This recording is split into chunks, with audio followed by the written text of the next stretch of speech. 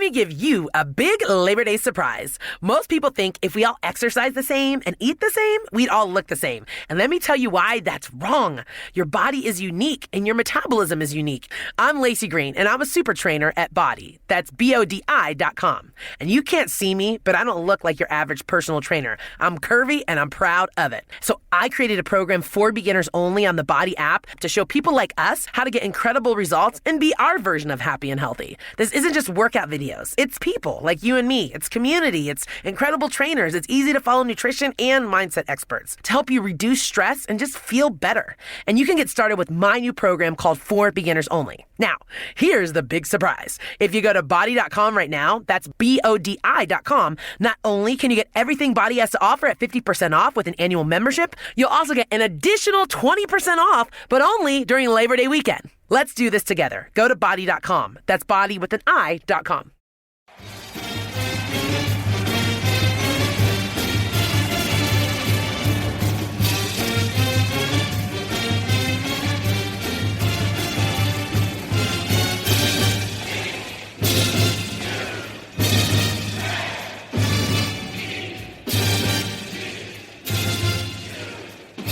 Duke fans, hello, and welcome to episode 244 of the Duke Basketball Report podcast. We mentioned on the last episode that we would be back soon with something special, and we didn't have to wait 24 hours before we were able to do that. So earlier today, Duke men's basketball head coach Mike Krzyzewski answered some questions from the media, and we are here to break down the good parts. Before we do all that, you heard from us yesterday. Quick intros, Donald Wine here. I'm still in D.C., I have left my couch since yesterday when we last recorded, but that was just to go to sleep and then return to said couch today. I do have my friends with me. Sam Klein in Boston. Hello. I am sitting in the same seat that I was sitting in yesterday, but I have moved once or twice since then. Yeah, just a couple times. And Jason in Atlanta, hello to you as well. I'm also seated in the same seat I was yesterday. I have gotten up to eat, go to the bathroom, and sleep. That's good. Those are all necessary things for life. But let's get right into it. Earlier today, as we record on Wednesday, October 28th, we had another Duke basketball media availability. We've had quite a few over the last week, but this one was special as Coach K took to the podium to answer questions from the media on this year's team, had a range of other issues and topics. If you want to see the full interview, it's about 30 minutes long. You can go to the Duke basketball Facebook page and they have it up there. For the purposes of this show, we're going to focus in on a few things involving the schedule, playing in the COVID era, and how this year's team is shaping up. So for the first segment, we're going to play some snippets from Kay. We begin with the intro from Mike DeGeorge, who's the executive director of communications for Duke basketball. It helps us get onto these Zoom calls with these players and coaches. And that's we love you, Mike. We love Mike. We really appreciate him including us with all this, especially when you have Coach K come in and all the big guys want to come in and steal the thunder. We still had Jason there. So we had the intro from Mike DeGeorge, and it's followed by an intro to Coach K. Listen to that because Coach K starts out with a little joke, and it kind of ties into what Mike DeGeorge was saying. And then we have questions from Steve Wiseman, Aaron Beard, and Mark Armstrong on the craziness with the schedule and his general thoughts on what the NCAA has been doing or not doing to help get a season in safely. So here's Coach K. That way, we have about just under 25 minutes with Coach this morning. So, Coach, again, thanks for your time, and we'll open up for you for an opening statement. Yeah, well, my statement's 25 minutes long, but thank you for being on. And it's good to see Weissman. Are you doing okay? You've had a lot of stuff happen. Thank you. Okay, that's good. But hopefully you and your families are all doing well. As a program and my family, we're good. In fact, really good. The kids came back, that 1st of August. We did all the stuff we were supposed to do, started school. And at that time, we were in 1 day a week testing. And since then, we get tested every day, the PCR test. And we haven't had any positives, not just from our team and our coaching staff, but also our whole basketball team, everyone, secretaries, trainers, everybody. So we haven't had any injuries, any problems with that. I think Duke Athletics has done a marvelous job. A guy named Bob Weissman has been like if I was in a war, he'd be one of my generals. I'll tell you that. He's really done this properly, and I think Duke's done a good job. Their decision to dedensify this first semester, I think, has proven to be a very wise decision. And so we're just going to keep moving on and keep navigating as the landscape for college basketball continues to change. So welcome any of your questions. All right, thank you, Coach. We'll go to Steve Wiseman first. Steve, go ahead. Yeah, thanks. Hey, Coach, how can you prepare for a season when, as far as the schedule, like, we don't, it's probably going to start November 25th, I guess it looks like, and we don't really know what it's going to look like from that point forward at this point, publicly anyway. How is that different? How can you prepare for this type of season? Well, actually, to be quite frank, I think we're prepared better than we usually are because our kids have been in a bubble. We've had, the extra time, even from going to 4 hours a week to 8 hours for a couple weeks, and now to the regular 20-hour week, and not having any guys injured or sick. They've gotten a lot of individual instruction, and because they're kind of in their own bubble, most of their classes are remote. They become really close as a unit. And then it's just a matter of how long can you maintain that without having any outside competition. In other words, we'll have to navigate whether, what happens if games are canceled. I saw where the Gavitt games were canceled today or last night, and the MTEs in Orlando, and things that, I think we should have anticipated happening when people were trying to put this thing together, and how it could be done for safety and also for the best possible season. But we continue to change week to week, and we're going to have to navigate that because that's the landscape and that we're in, and that's how people have really saw fit to. I hate to use the word lead because I don't think it's leading. They're just made decisions that this is how the environment we're going to be in, and hopefully by the time we do play, that there will be national protocols medically so that everyone who's playing against one another will be under the same medical protocols, and which I think are essential for the safety of these kids. But we're good. Our guys are good. But they all want to play, and we got to make sure that there's a safe environment and they have an opportunity to play. All right, we'll go to Aaron Beard next. Aaron, go ahead.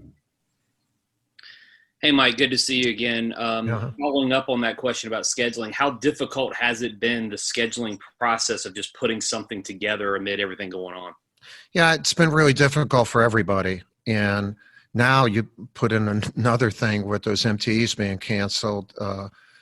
People are losing games. John Jackson, who he and I work hand in hand in this, and he's done yeoman's work in this regard. Really, cutting down from 31 to 27, it should have been where you just give 27 games.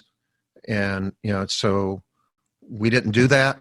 So then people tried to form their own MTEs, get into different things and whatever. And now you can get into 2 MTEs. You're trying to figure out games. I just think the planning in that regard was not very, very good.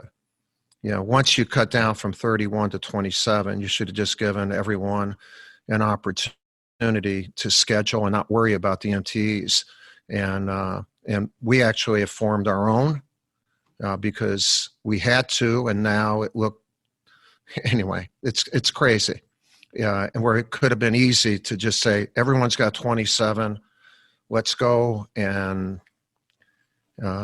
so John Jackson's been working like crazy to get it done. Right now we have pretty much what we think is a 27 games schedule, but we'll just wait till tomorrow. and then the next day and the next day, and then you have to adjust accordingly. And, when I was growing up in Chicago, we lived in a Columbus Park schoolyard. And, on a Thursday, we could schedule a game with the guys at Reese Park on Saturday. and maybe the guys at Humble Park on Monday. So maybe we're going to get in. Who knows? Who knows? So I'm going to check on those Reese Park and Humble Park guys to see if they're available in case we get any cancellations. Crazy. It's crazy. Mike, you've been sounding the alarm since back in the summer about the necessity of locking down a way to have the NCAA tournament. Have you seen any tangible steps forward to make that a reality? Well, I think the NCAA already did that. They said what they were going to do. They put a minimum of 13 games. So a lot of people have said, any concepts, we don't want to devalue the regular season. There is no regular season. From the very start, this was not looked at as a time where we have a pandemic and there's not going to be a regular season the way we've had it. And so the NCAA got a starting date and they have an ending date. And nothing against them, but that's the main thing they're concerned about. Then it really goes up to the conferences and, to figure it all out. And so we have that. We're going to have March Madness. We don't know how teams will get in. We don't know a lot of things, but we know we're going to have March Madness. We know we're going to have a regular season. We just don't know much about both. And it's a hell of a way to run a railroad. I get that was kind of the thrust of the question was the logistics. Have you seen it? I mean, you sound like you really haven't seen it. Yeah, there are none. I mean, there are none, and there I'm sure there will be, but even how you would choose. I mean, the selection committee has no idea of what they'll do right now, and nothing against them. How can they? How can they? And so let's just keep navigating. It's a changing landscape. And the military, we call it being agile leaders. The ability to show agility. And when you show agility, you should also show creativity. And since we're on a lot of those T's, we also should have sensitivity. And that's the key thing. We should have sensitivity to the kids playing the game and making sure that that's the key thing in all of this, the sensitivity to the kids playing the game and making sure it's a safe environment and that everyone's doing it the same way medically. And I'm all for that in whatever way we can figure out or as we move along.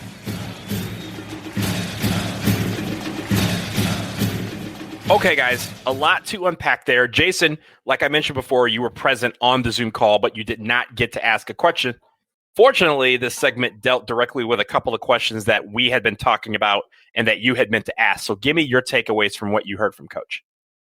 So the most interesting stuff, of course, is, his talk about the schedule. And, by the way, he begins by saying what a great job. And we've talked about this a lot. He talked about what a great job that Duke has done controlling COVID.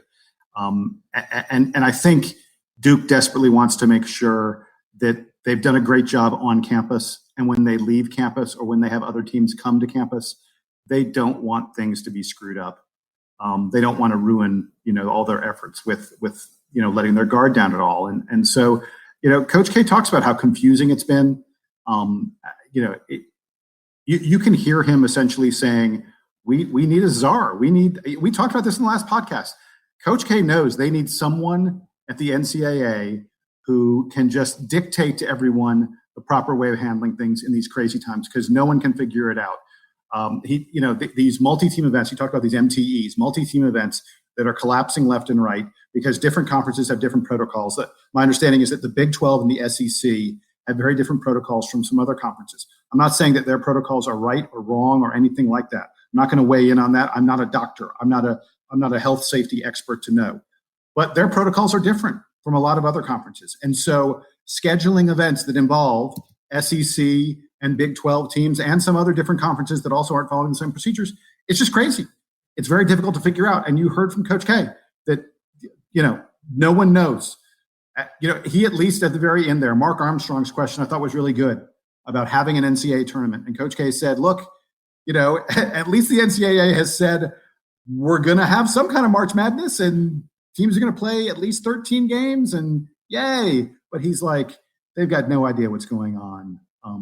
I think it's really telling that arguably the most powerful coach in the sport, if not the most powerful figure in the sport, is freely admitting to the media, the NCAA, the selection committee, have no idea what's going on because he has no idea what's going on. And we're 4 weeks from the start of the season and no one knows what's happening. It's kind of crazy. I will mention that just listening to the audio, he does it when you watch the video. He, obviously has the Coach K face. He's very stoic. You can't really get a lot out of him, but in his words, in his tone of his voice, you can tell he's upset about this. You could tell that he is really, it's not flustered. 100%. He's really 100%. annoyed at the fact that he has to deal with this so close to the season, where in previous seasons, we know our schedule in late August, early September at the latest. And by November, we're fully into it. And right now we're less than 3 weeks away from the start of the season. And he has no idea if these games are going to go off as planned or what games have been canceled, or if he's going to have a Champions Classic or even an ACC Big Ten Challenge, which are two of the as we've talked about, two of the marquee non-conference games on that schedule. Sam, what did you see what did you take away from Coach's comments? All right, Jason wants to be more politically correct about this than I do, which is to say that I don't think that conferences should be adhering to different protocols here. It doesn't make any sense. They're all in the same country that has the same problem with coronavirus, whether you are in a city that is currently going through its worst part of the pandemic or they're somehow in a lull. That's kind of irrelevant because, as we've learned over the last few months, the situation in any given location can change month to month or week to week. So let's take everything that we've learned the last few months about how the thing spreads and who's vulnerable and all that kind of stuff and distill it into a common set of rules. The NCAA has enough resources to pay a team of public health experts to figure this stuff out and then disseminate that instruction to the conferences and then down to the individual schools. But Sam, really quick, the problem is there's no mechanism, at least to my knowledge, for the NCAA to say, here are the rules. Fine. There are no NCAA sanctions. The NCAA can have events that are like official team events, and they can say, these are the events that are sanctioned by the NCAA. These are the events that the student athletes are eligible for. They do control eligibility. They can levy all kinds of punishments on programs who aren't following those rules and are scheduling things sort of outside of their purview. That's the point of the NCAA. It's also, it's there to run the NCAA tournament to disperse funds to all the conferences and to all the schools. But they're not really taking that leadership, and that is where Coach K's frustration is coming from. It mirrors, I think, what a lot of people are seeing in organizations and governments all over the place, that there is a lack of accountability and a lack of leadership around these things, and that causes the operators, the Coach K's and the folks on his staff who are doing the scheduling, it causes them uncertainty about what they are supposed to do next because they don't have direction from the people that they expect to be getting direction from. It is a failure of leadership by the NCAA and by the conferences to not have really strict protocols in place here. And by the way, it's not just them that are doing this. We've talked about some of the other sports that are going on. Yesterday, Major League Baseball somehow managed to wrap up its season. I was very pessimistic that was ever going to happen. They went, I think, the last 2 months without any COVID cases. And then on the last day of the season, what ended up being the last game 6 of the World Series, it turns out that one of the Dodgers' star players, Justin Turner, his positive COVID test came back in the middle of the game. So they pulled him from the game. They didn't stop the game because they were only about half an hour from wrapping the thing up. They pulled him from the game. They still finished the game despite the fact that he was out on the field with all the players and now all of them are potentially exposed. Then the Dodgers win the World Series, and Justin Turner comes running back out onto the field to celebrate with his teammates without a mask on. So who's in charge here? Look, okay. We're going to go back to that because I knew we didn't have this on our agenda to talk about. We will come back to the baseball thing because you bring up some great points. But that is exactly, and look, it's not Justin Turner's fault, and it's not Dave Roberts, the Dodgers man. It's none of those people's fault. It's the fault of the people upstairs, the people who are supposed to be running the show here. And it turns out that we're finding out through lots of different places in our society that leadership is absent. And I think it is if Coach K says, I can't do my job here because nobody's in charge, it's not, Coach K's job is not to run college basketball. His job is to run Duke men's basketball. Someone else is supposed to tell him what the rules are, and no one is doing that. I mean, it's passing the buck, but in the sense of everyone's passing the buck so many times that you don't know where the buck is going, and then all of a sudden someone picks it up and puts it in their pocket. Now everybody has the same issue. But at the same time, like you said, there's so many people who are just sitting there kind of like, I mean, conferences could do this and the conferences could do that.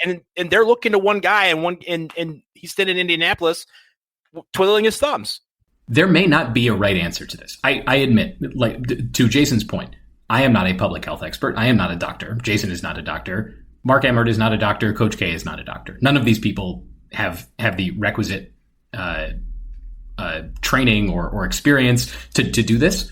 So go find somebody. There are tons of people working on this stuff right now, and it's top of mind for everybody. And at least we can say, look, we've got basically this whole year's worth of data on the spread of the virus and who it affects. Let's implement that and say, here's the safest way that we know to run college basketball. And guess what? If it turns out that there isn't a safe way to do it, if it turns out that there is not a way to do this that is consistent with the purpose of universities, don't do it.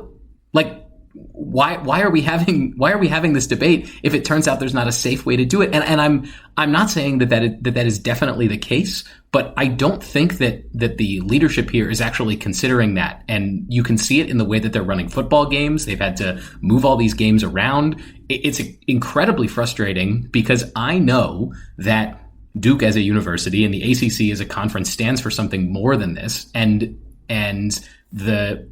the leadership structure that's in place to support all of this is not doing the thing that it needs to do. Look, you ask why to do it. If you can't make it safe, the answer is there's 900 million reasons why. $900 million that the NCAA schools take from the NCAA basketball tournament alone, to say nothing of how much all the schools get paid for televising. And I'm not talking about fans in the stands because that's not going to happen. But televising basketball games during the regular season. I don't know the exact number. I don't have it off the top of my head. Got to be a minimum, $1.5–2 billion or something like that NCAA college basketball generates in a given year. My bet is it's somewhere in that kind of ballpark. The absurd thing, Sam, and you are 100% correct, and you could tell from Coach K's answers that he would agree with you absolutely. Someone needs to be in charge. Someone needs to be making the decisions for everyone. And the ridiculous part of all this is $1.5–2 billion worth of revenue. Good God, man, find someone who can make the decisions, make the right decisions, and pay them. Because ain't no way you're paying them so much that it actually, impacts your bottom line. And what they're doing right now is they're putting that $900 million, that $1.5 billion in danger. And they don't have to. There's a way to do it that's smart where that money's not in danger. And right now, the NCAA is not being smart. We could talk all day about how much the NCAA sucks when it comes to leadership. I do want to be more positive towards our school that we all love, Duke University, and the fact that I do want to commend the basketball program, the entire program, for maintaining the safety of not just the players, as Coach K said, not just the coaching staff, but the trainers, the secretaries, and everyone else who's associated with Duke basketball. No positive tests from anyone in the Schwartz Butters building, which is simply remarkable, given that how much they are together, and the fact that there's still outside entities that are penetrating that bubble daily that they've kind of created, I think is a great thing. And also just the sense of there has been no injuries that have been reported, which I think is also remarkable, given that usually during the summer with workouts and stuff like that, and given how COVID has kind of messed up this, the routine of sorts, that you would think you have guys have tweaked ankles or something, but the fact that they've been able to work out together and not have any injuries and everyone's getting stronger together, I think is something that is unique. It's something that is something to be heralded, and it's something that the coaching staff, the training staff should definitely take a bow for, because that's something that you rarely see in any sport, where you just go through an entire preseason with nobody getting hurt. And I do want to say really, really quickly, Donald. Yeah, it's great that they haven't had any secretaries or trainers or coaches or anyone like that that have tested positive, that have had COVID. An aspect of that is luck. They're just lucky at this point. Absolutely. Because, yeah, it's one thing for the players. I mean, the players are pretty effectively walled off, by staying at the Washington Duke. It's clear that they're treating the players like that. But once you get to the sort of the ancillary staff, those people are not walled off. They have lives. They go home every night to their families. They go out and about in public to do other different things. It's great that they are being careful. It's great that Duke has not had any positive tests. I want to be clear that an aspect of that is luck at this point because you can't see this thing coming. Absolutely. I'm totally with you, Donald, that the program should be commended just as any institution, any group that is managing this well should be commended. And to come back to my earlier point, any leadership that is watching all of this, take note of places where this is being done well, learn from it, and see if we can do better. Okay, guys, that was, like I said, there was a lot to unpack from that first segment. We're going to play you the second part that we plucked from Coach K's interview, but I think it's a good time for us to pause for a quick break. On the other side, more with Coach K. Stick around.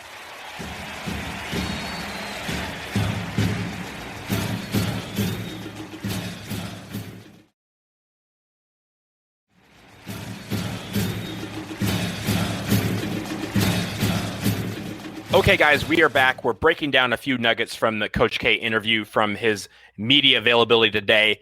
And in the second segment, we are going to react to, we get Coach K's thoughts from questions from Barry Jacobs and Jim Sumner that focus on this year's team, how they're shaping up, and his thoughts on who is starting to separate from the pack. Interesting question there. So here's Coach K on this year's team.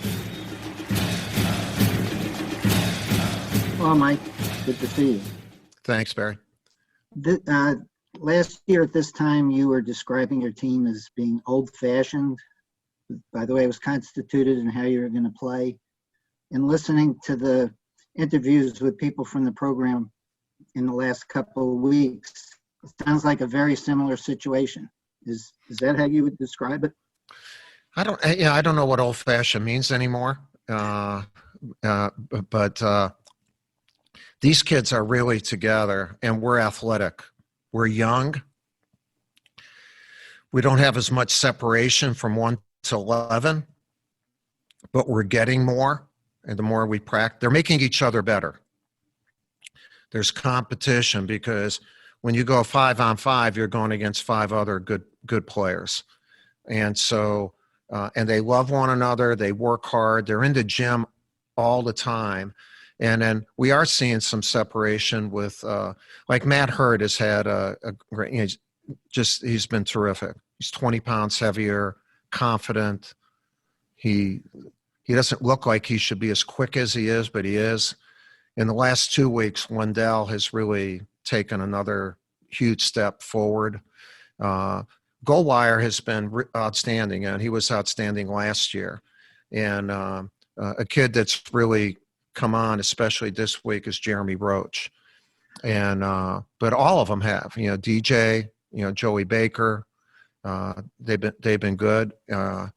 We have a lot of pieces, and we're going to play a very up-tempo game and fast-paced.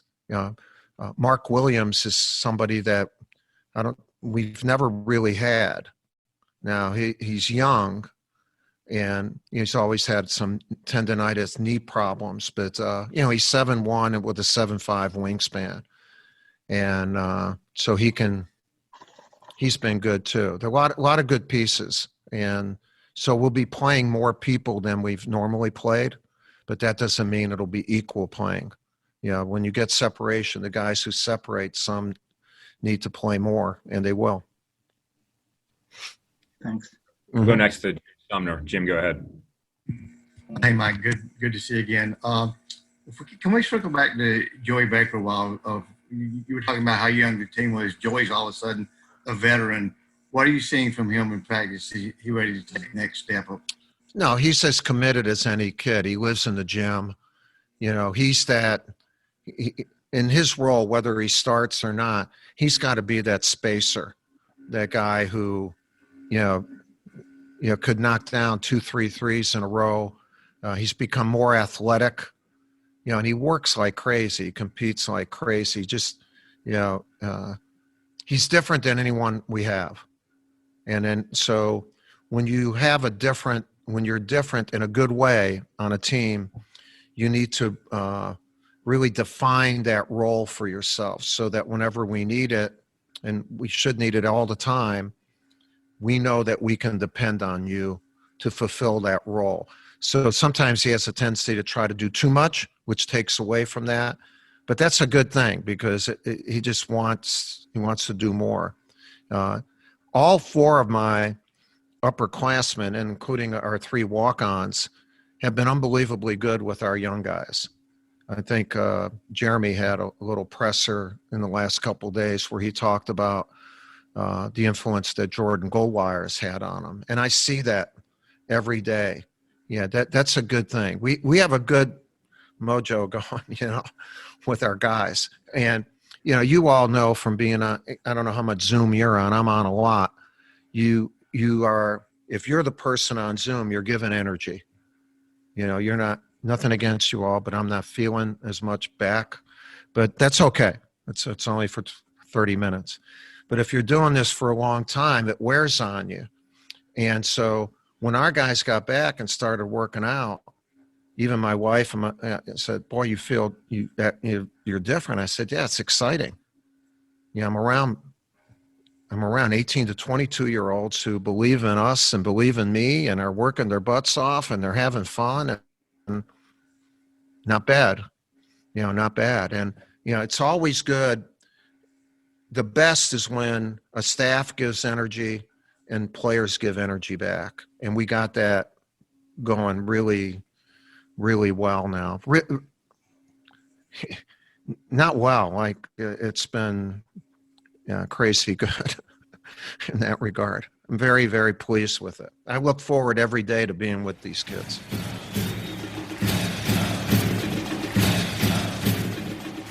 All right, that was Kay on this year's team and some of the names that are standing out in practice so far. Sam, I'll give you the first word on what you heard from Kay there.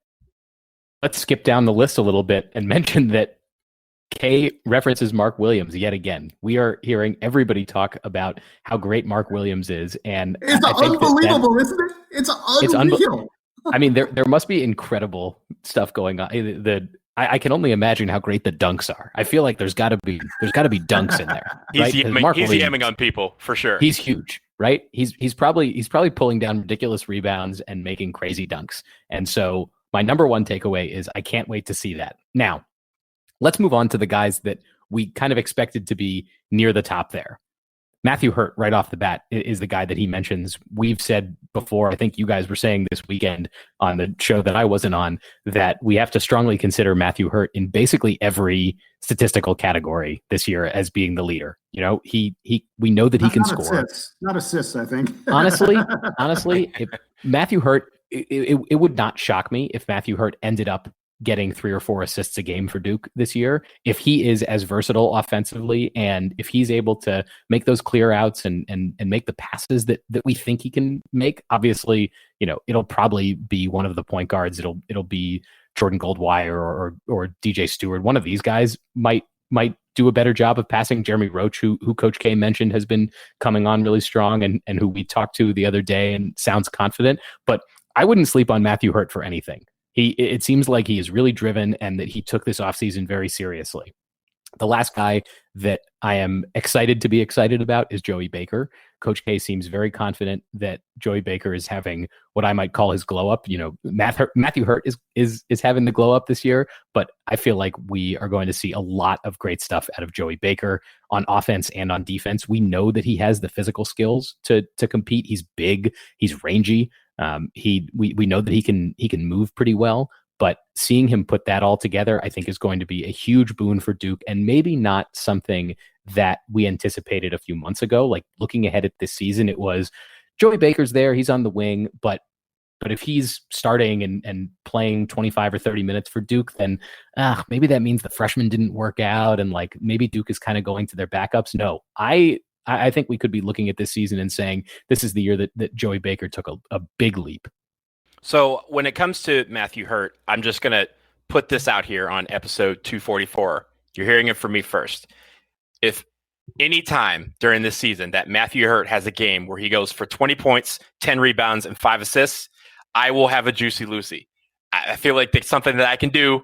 I'm willing to accept this burden if it means Matthew Hurt is going to be doing that, because it sounds like, I mean, universally, it sounds like this is what we can expect from him regularly, not necessarily, every single game, but something that 20, 10, and 5 is in the realm of possibility for him every single game. And if you have a guy going for 20, 10, and 5, I don't care what level of basketball you're at, your team is going to be very good because you're going to have someone that can shoot, you have someone that can play defense, be inside the paint, and someone that can distribute the ball to other people to make things happen.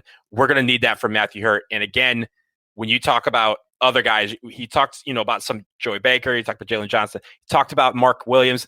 I swear to you, if Mark Williams is this dude that everyone says he is, we are going to be the best team in basketball. I didn't say college basketball. I said basketball, because if this man is going to be yamming on people every single game like everyone's saying he's doing in practice, I can't wait to watch this team. Jason, what did you have?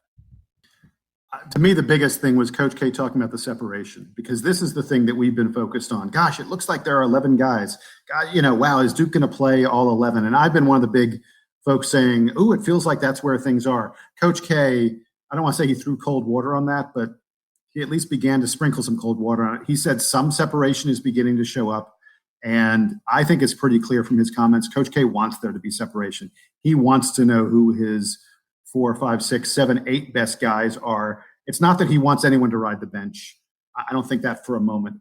But Coach K wants competition to bring out the best in players, and that separation is inevitable in a situation like that. I think it's very interesting that he, in addition, we talked about Matthew Hurt, and Coach K talked about his confidence being the biggest thing. I think that's really, really important. But his comments, he said Wendell Moore's taken a huge step forward the past couple of weeks. That's big for this team. I think when you get guys like Hurt and Moore, who were top 25 recruits, Matthew Hurt was borderline top 10 recruit, top 25 recruits who come back for another year of college basketball, that's a big deal for your program. So many of those guys we've seen year after year after year, they tend to leave. When they come back to play their sophomore season, they quite often take a huge leap. Think about the difference in Trey Jones as a freshman and Trey Jones as a sophomore. Think about Luke Kennard as a freshman and Luke Kennard as a sophomore. Grayson Allen barely played as a freshman and then was a 21 point per game monster, National Player of the Year contender as a sophomore. Here we have Matthew Hurt and Wendell Moore, who are both coming back, and Coach K's talking to us about how each of them have taken a step forward, how they've made a leap in recent weeks. That's huge for this program. I will not be at all shocked if both of those guys are in contention for first team All ACC. And then the other thing was, I loved at the very end of his comments, he was talking about Joey Baker. Then he sort of segued to the whole team. And he talked about the energy that this team has. Because he was commenting, Zoom calls and we get fatigue from staring at our screens and that kind of thing. And he related it to basketball. And he said that this team has unbelievable energy and that it's energizing him and the coaching staff. That's a great thing, obviously, for the program. It was clear from the way Coach K answered that question that he's been surprised at the amount of energy and camaraderie and the such that this team has generated. I have a feeling that they're going to be the kind of team that the Duke fans are really going to fall in love with, regardless of the results on the court, although I'm feeling more and more better about how the results on the court are going to turn out as well. I mean, the energy part of that is interesting because in this era where you're not going to have the energy of the fans in the stands that, Cameron exudes, or any team, right? Like every team says that they have the best, home court advantage in college basketball. That's crap. We have the best one in college basketball. But the fact that this team can generate their own energy without those fans means that if down the line, if for some reason, we flip a switch and this, pandemic reaches a point where fans are allowed back in, oh my God, no one's going to want to play us ever. But the fact that this team can generate that energy, that's what always has been our Achilles heel, is the fact that we can't match the energy on the road. We can't match the energy of the other team. That's usually when we know we're going to falter. But if this year's team has that energy and it's already just we're just trying to make sure that we we hold them in until November 25th, then we let them loose on the world, then that is going to be an absolute plus for this team, especially in an environment where everyone else is going to have to really work hard to generate that kind of energy. It might be the business school student in me who believes in this, but I think that the current environment that we're in drives home, like the people in programs that are going to be successful during this are the ones that have strong cultures. And even though Duke basketball has a ton of turnover every year, from guys leaving early from the draft, some guys transfer out because there isn't a space for them, the culture and that through line for Duke basketball is extremely strong. And Coach K has said it. A lot of the other players have said it. It is they are together and they are ready to compete together this season. And you can't really measure how important that is for the program. We want to thank Coach K and Duke basketball for their time today. It's always great to hear from the GOAT. So we're glad that he was able to come on. And Jason, we're glad that you were able to make it to get us some of these nuggets.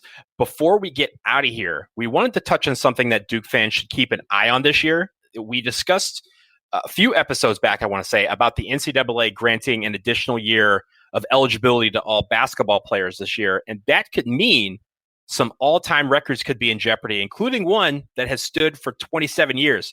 Jason, which record are we talking about, and how serious is the threat to break it? It's a huge threat. And I am of the belief that this is, from an individual standpoint, not from the standpoint of a team. Obviously, Duke has 5 national titles, which is a big deal for the team. But from an individual accomplishment standpoint, I believe that this is the greatest single accomplishment of any player who has ever played for Duke. And that is the fact that Bobby Hurley holds the NCAA all-time assist record. Most assists in NCAA history. There are really 3, maybe 5 major statistical categories in basketball. There's, of course, points, rebounds, assists. You can include steals and blocks as well as the 5 major categories. But really, points, rebounds, assists are the 3 major categories in basketball. And a Duke player, Bobby Hurley, is the career leader, all-time, forever, in assists. And as a result of the NCAA granting an extra year of eligibility, there are 2 players who are currently in college basketball right now, who are both seniors, who, if they get that 5th year of eligibility, 5th year of playing, they could each potentially break Bobby Hurley's all-time record. The first of them is Pepperdine senior guard Colby Ross.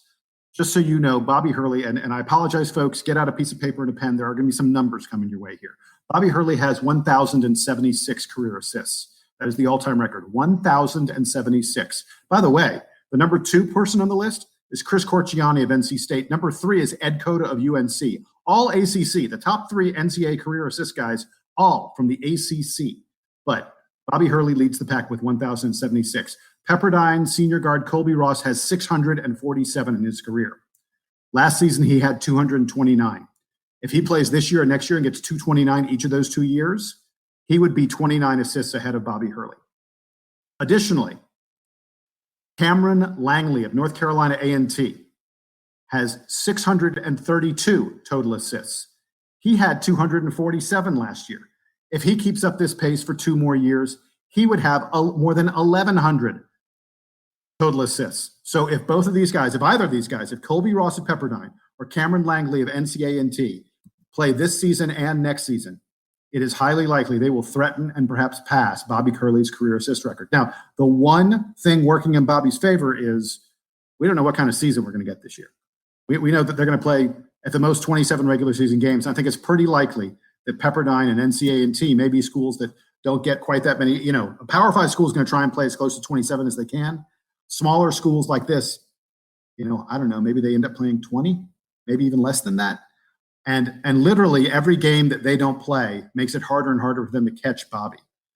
So Bobby's got that working in his favor. But I just want to go on the record. It would be an abomination. It would be awful if Hurley's career record was eclipsed by someone who only did it because they got a whole extra year of playing. I just think that would be wrong. And by the way, just really quick, I looked at some of the other major records. Pistol Pete Maravich has the all-time point scoring record. He's in no danger of that being eclipsed by anyone who get 2 extra years. John Linehan of Providence is the all-time steals leader. there's a threat. There are a couple guys. A kid at Richmond, Jacob Gilliard, is a threat who could maybe eclipse John Linehan's all-time steals record.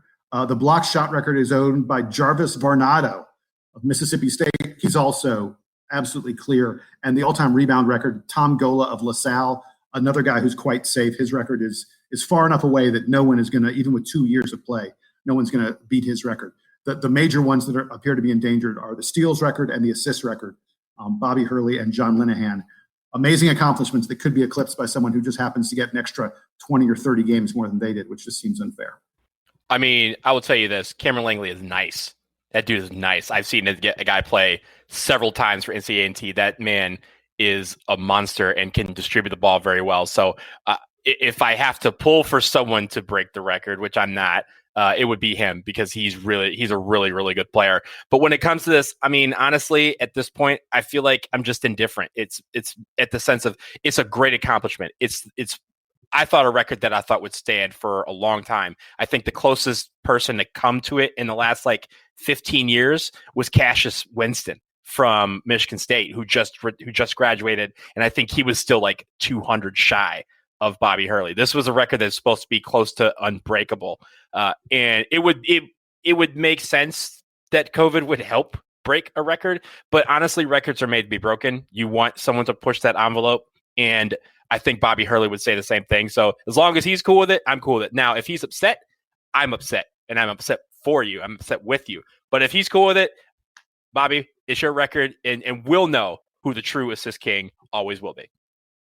Donald said it right, that all these guys will say that they'll take the humble approach unless they're Michael Jordan or some other jerk, and they'll say the record was meant to be broken. Bobby Hurley will have held this record for almost 30 years if it gets broken this year. So we can take the moment when his record gets broken this year to tip our hat once again to Bobby Hurley. It gives guys like us an opportunity to go back, watch some of the old tapes, get excited about how feisty and rude Bobby Hurley was on the court, maybe read some old stories about the shenanigans that he and Christian Laettner got up to, celebrate the fact that he won 2 national championships at Duke and nearly won a third and even a fourth. So, fine by me, but I agree with you, Jason. It is a little cheap that it's happening this way. But then again, the season gets longer every so often. So a lot of these records sometimes get broken just by the sheer fact of we play more games now than they did 30 or 40 years ago. So it happens.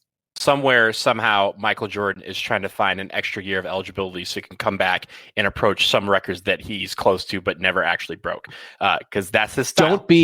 Don't be insecure like Michael Jordan. Yeah, that is my main advice.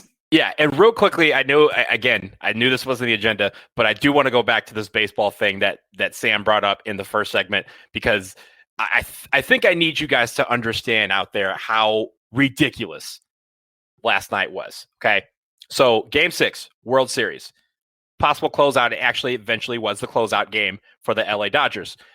Justin Turner had been tested the day before. They had an off day. They were tested the day before. The test did not come back until the second inning of the game. Now, the test came back inconclusive. Did they tell Justin Turner? No. Did they tell the Dodgers? No. Major League Baseball said, just run the other test. It'll be fine. So the lab, despite the fact that a guy has an inconclusive test, it is now on the field. We do not know this as fans. In the 8th inning, that second test came back positive. And that's when Major League Baseball was informed. And then Major League Baseball called the Dodgers dugout and said, you guys probably need to pull Justin Turner. So Justin Turner's pulled in the 8th inning is not explained why until after the game is over. They didn't ask what was going to happen if there was a Game 7. They didn't ask what the protocol was and why someone with an inconclusive test was playing, because before, that's not how that was supposed to work. Chalking it up to the World Series, right? So then Justin Turner posts a tweet after the game saying, man, I wish I could have celebrated with everyone, and then literally put his phone down and ran back on the field to celebrate. I don't understand. Baseball entered this way, and it's almost fitting that the end of the season came with a positive test and them just kind of saying, that's too bad. But the fact is, a guy that has a positive test that has not been cleared was running around without a mask on the field last night, not just infecting his team, not just sitting next to Dave Roberts, who had non-Hodgkin's lymphoma 10 years ago and is a cancer survivor, but also was infecting the families that were on the field celebrating too. This is a big problem. And the fact that they treated it like a nosebleed is astounding to me, even as the season's over. NCAA, I know there's issues going on with regards to college football. I know the Big Ten is having now some issues with postponed football games, and you're trying to figure out what to do with basketball. Please, I beg you, do not be Major League Baseball when you make these decisions, because if you are, we will roast you. This podcast will dedicate itself to making sure you understand how messed up that is. You all know what a big baseball I mean, if you listen to this show, you know that I'm a huge baseball fan.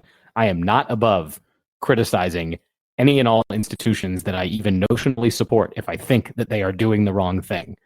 I have said that I think that Duke is doing a good job through all of this coronavirus stuff. I was a student on campus when the pandemic started. I am not anymore, but I'm now an alum again. I will criticize at any opportunity if I feel it is necessary. Major League Baseball, you done screwed up. So don't do it again, or I guess they now have time. But yeah, Donald, thank you for sharing that again and highlighting it. Not a problem. This is what we do here. Sometimes we have to go on rants. Sometimes we talk about. Sometimes we just got to tell the people what we think. Yeah, absolutely. That's what you're going to learn. And that will do it for this episode 244 of the Duke Basketball Report podcast. A reminder out there, subscribe, tell your friends, rate and review. And if your review is good, you know we will highlight it on a future show. If you have questions, don't forget, we love getting emails, dbrpodcast@gmail.com. Thank you once again to Duke Basketball for making Coach K available today. Thank you to my co-partners in crime, Jason Evans and Sam Klein. And for those two, I am Donald Wine. We will let the Duke band take us home.